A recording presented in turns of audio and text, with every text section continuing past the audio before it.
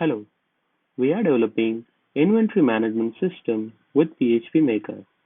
In previous video, we saw purchase order and purchase order detail table. In this video, we'll see sales order and sales order details table. We need sales order table to store sales related information. In this table, we'll have sales order ID, customer for whom we are selling the product, tax if any, discount if any, freight, notes, or order total.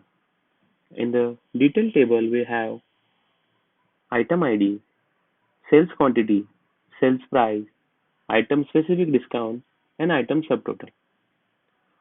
Now, we are going to create that in our DB using PHPMyAdmin. Now, I'm executing this create statement on our DB.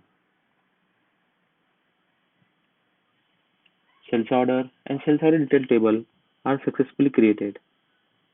In the next video, we'll see remaining tables.